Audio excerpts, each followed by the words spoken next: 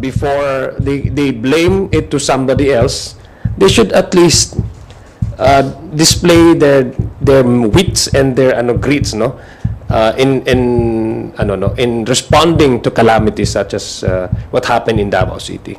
Saka nung bumabagyo saka bumabaha, nandun tayo. Oo. Nandun po tayo sa mga LGU, nandun po tayo sa mga lugar natin. Solusyon pa rin solution based, hindi puro reklamo, hindi puro problema yung nakikita, naghahanap talaga ng solusyon. Ang pondo po ng distrito ni Congressman Pulong Duterte last Congress ay umabot po ng 51 billion. Ngayon ang tanong, saan po ba napunta doon? 51 billion, imagine, with that huge amount of public funds, bakit hindi po na-address yung baha sa Davao? So nasaan po?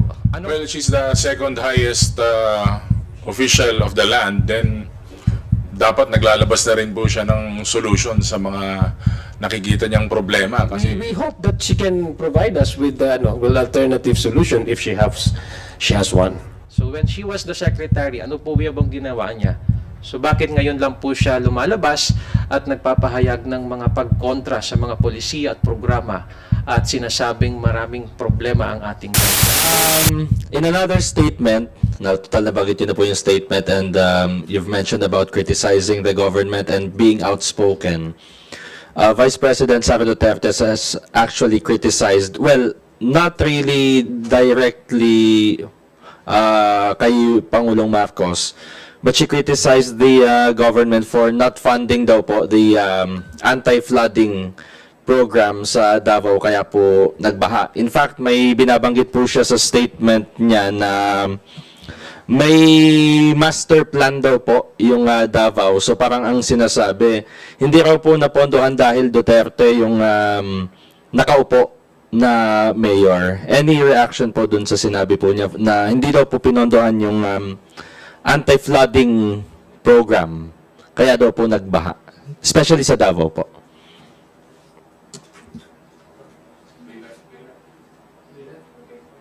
Well, first of all, unang-una, meron tayong local government code, no? Alam naman ho natin to. All the services have been devolved to the LGUs. In fact, meron nga tayong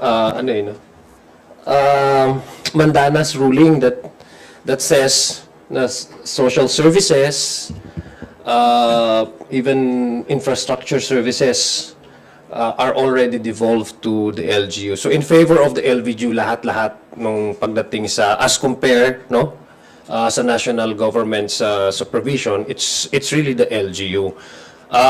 Ang akin is before we even reach the point of blaming the national government, the central government, we should look at the first liner of defense, no, yung first responders, and the first responders in this case is the LGU concern.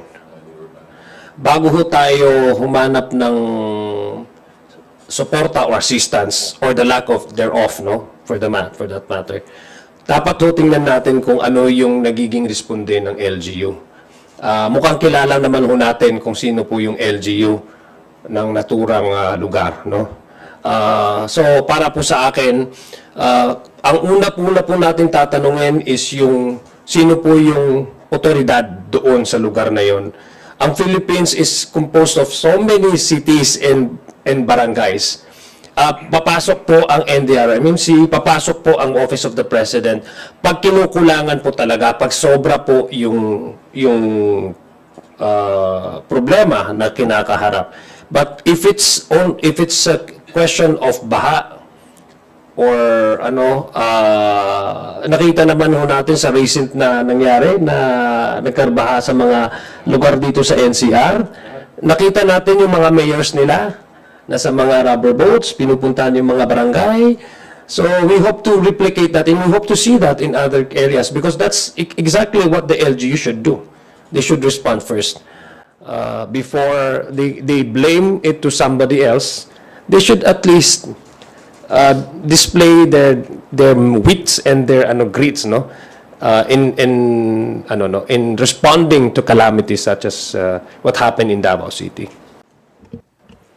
Saka nung bumabagyo saka bumabaha, nandun tayo. Oo. Nandun po tayo sa mga LGU, nandun po tayo sa mga lugar natin. At wala rin naman po tayong sinisi.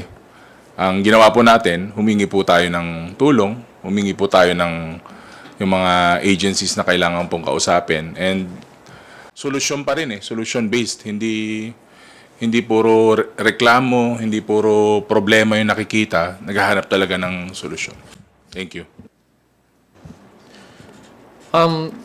Yung issue ko kasi doon sa flood control project doon sa Davao. Parang hindi naman po yata tama na sisihin mo yung national government sa pagbaha doon sa Davao City. Bakit? Tignan ho natin.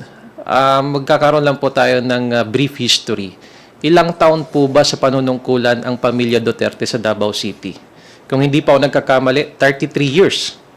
At ang alam ko po, ang Davao City, isa sa may pinakamalaking IRA or the Internal Revenue Allotment or ngayon po yung tinatawag na National Tax Allotment.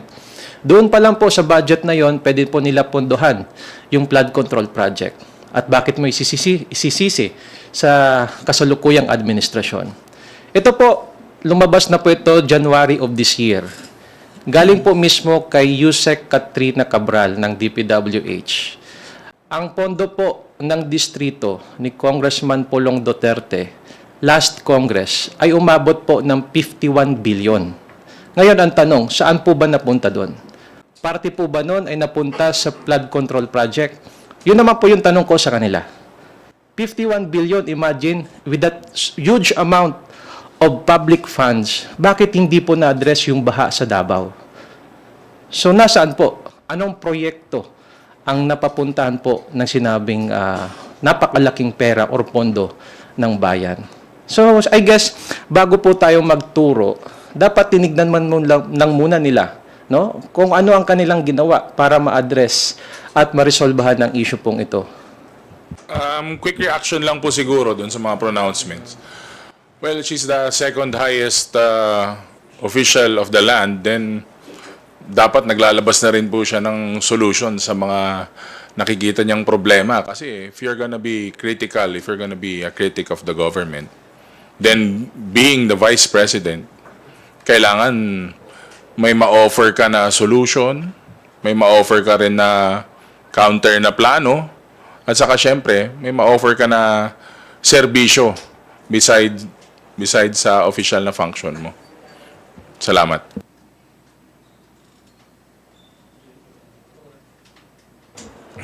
Yeah, I re-echo the position of Congressman Paulo na mas maganda na constructive yung criticism.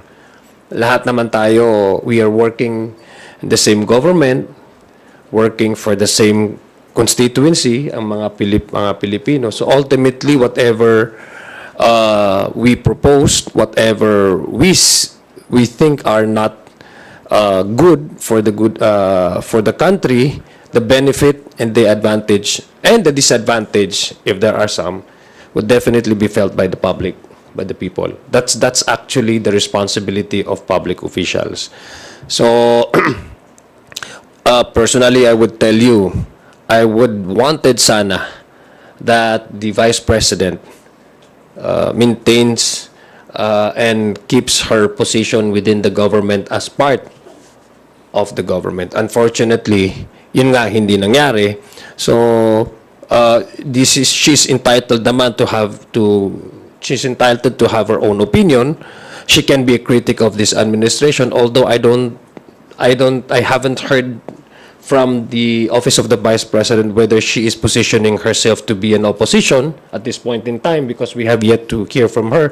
So since she has not released yet an official position that she is now joining the opposition, we hope that any critic or any yung mga statements niya na sa palagay niya ay mali sa gobyerno, since hindi naman ho siya opposition, tama yung sinabi ni Paulo, Kong Paulo, na dapat mag-provide siya and offer siya ng mga other possible solutions. So alternative ways para maibsan or mapaganda pa ang serbisyo ng administration na to.